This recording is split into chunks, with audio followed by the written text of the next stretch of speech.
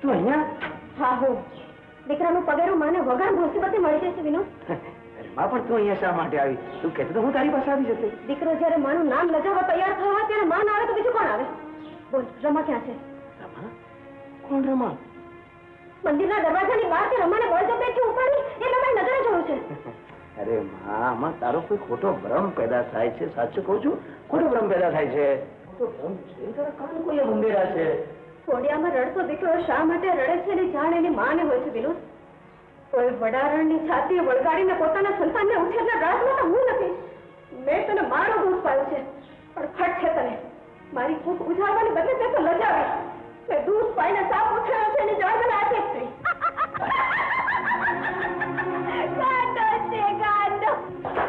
માં, આ મારો મામલો છે.